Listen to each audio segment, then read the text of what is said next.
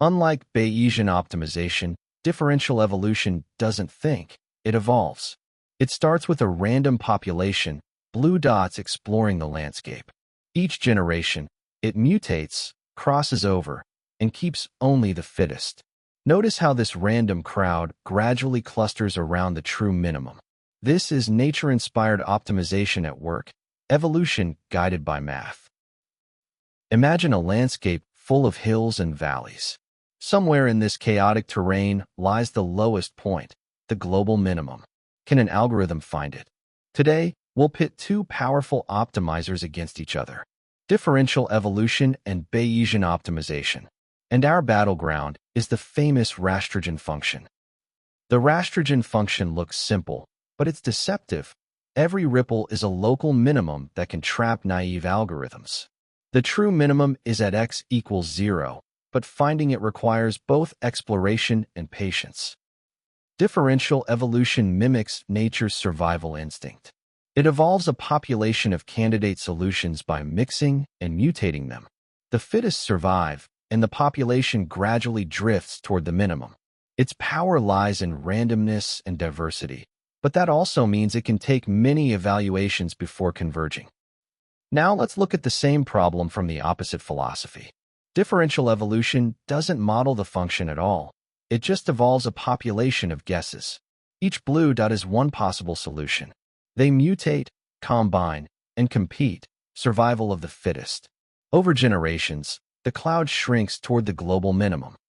It's powerful because it doesn't assume anything about the function's shape, but it's also wasteful, since every blue dot needs a real evaluation.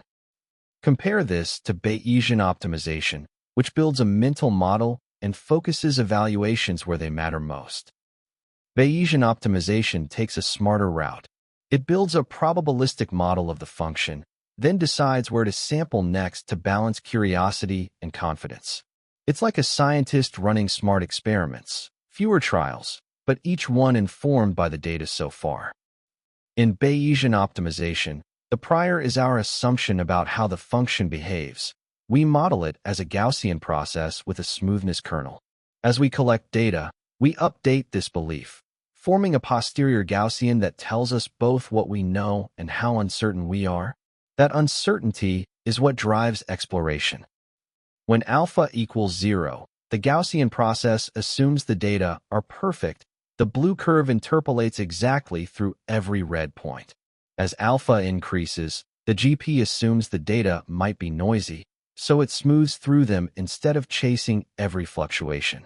This single parameter alpha defines how much we trust our measurements versus our prior belief in smoothness. Here's the real intelligence of Bayesian optimization.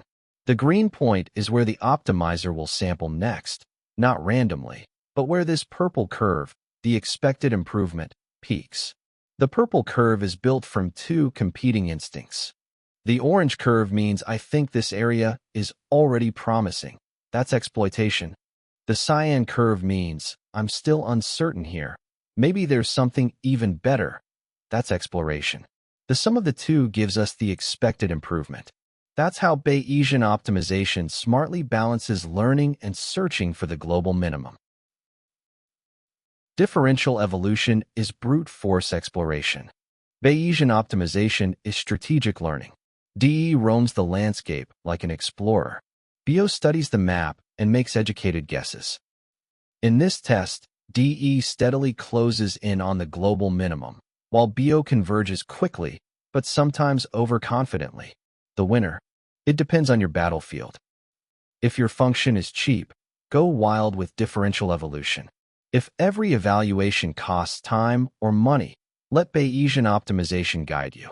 In the end, optimization is the art of learning from every step, whether random or informed.